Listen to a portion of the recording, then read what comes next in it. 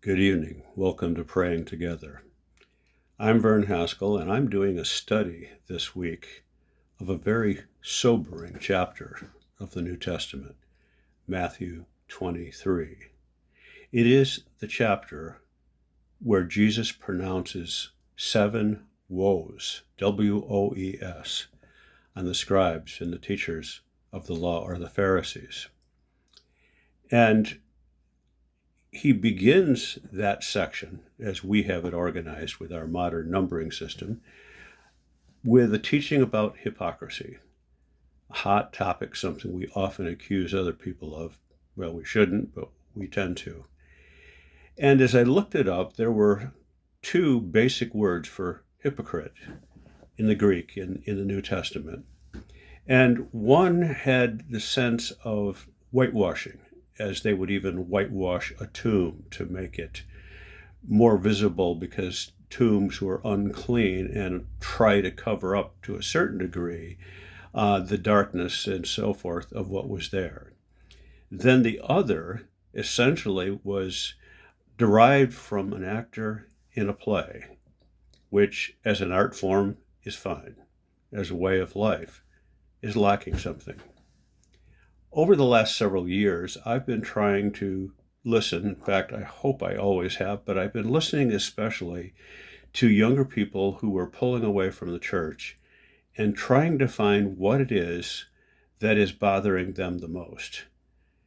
And if not at the top of the list, very near the top of the list, is that they desire authenticity. And at least from their perspective, they don't believe they're seeing it.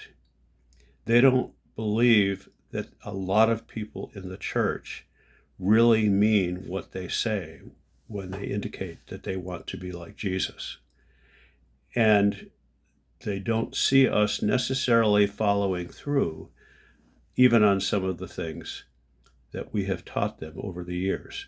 Now, I'm not going to go any further in evaluating their opinions.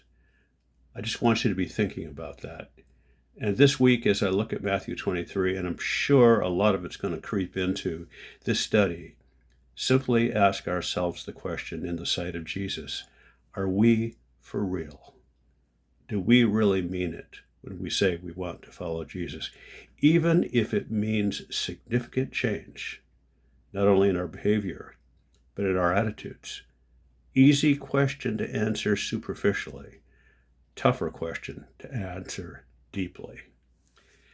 Gracious Lord, I enjoy a good movie or a good play.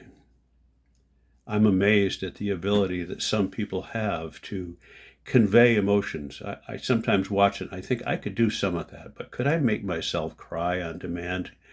I'm not sure that I could. It truly is an art form.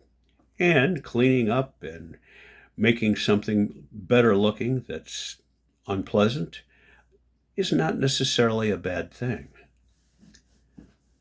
But in another place, Jesus referred to the Pharisees as whitewashed tombs.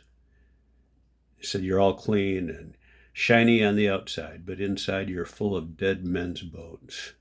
How blunt, and yet how revealing. Lord, again, acting is a good thing. Painting something to make it look better is a good thing, but if underneath something's missing, the truth will reveal itself.